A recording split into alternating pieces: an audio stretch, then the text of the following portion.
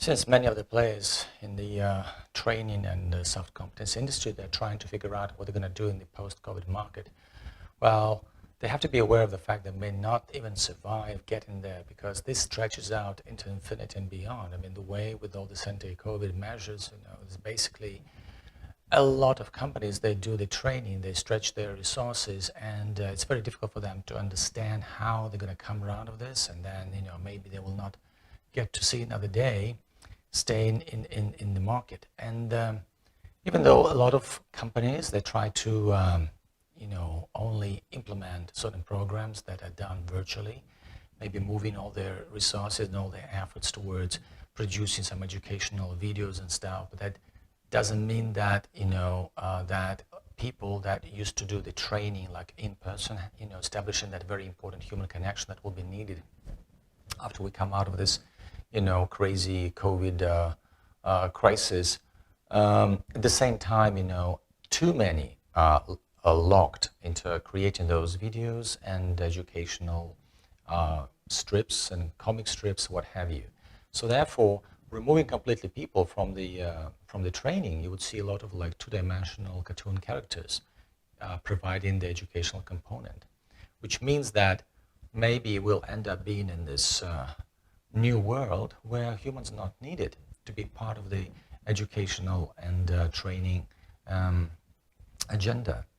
So this is something that we've got to realize, and whether it's actually that the game is over for many of us who deliver in-person training and who do have the experience needed to rekindle the level of inner transformation needed for people to embrace new challenges and come better prepared. Just because, let's face it, lots of things that were supposedly meant to become part of it, part of this human fabric, like culture, education, all that, they failed to deliver just because of the liberal agenda.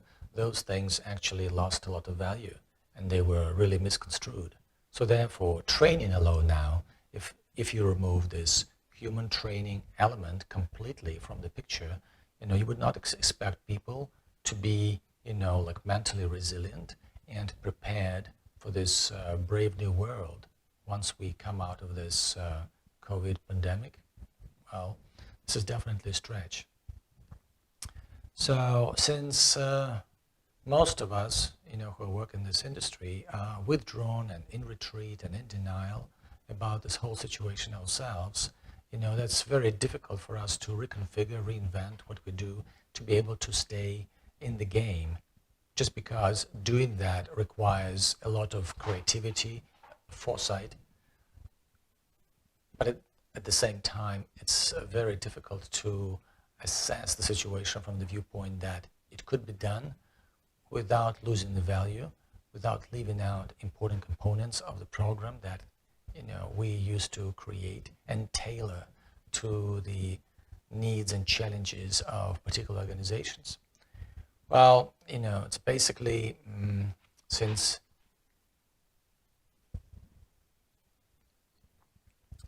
all the existing companies that do the training, they go through this crisis and they groan under the strain, and at the same time they lack the creativity needed to recalibrate their approach and provide some products for this particular interim market before we get out of this COVID curve.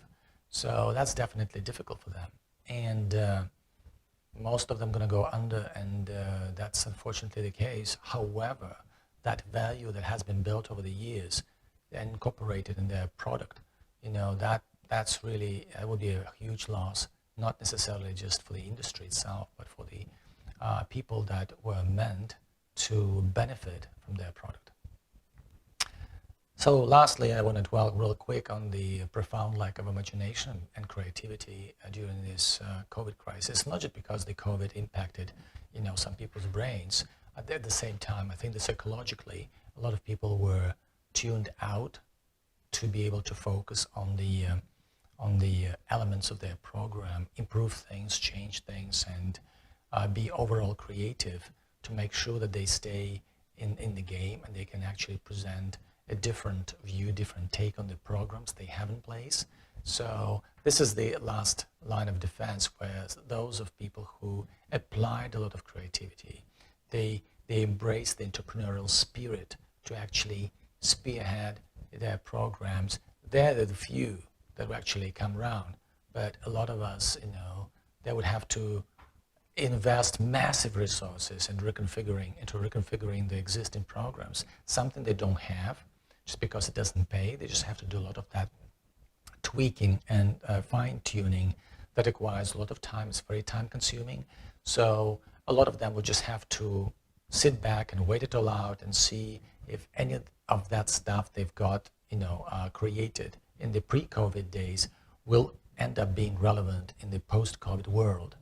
Well, that's a different approach to that, and we'll see how it goes. So stay tuned. We'll talk about it some more.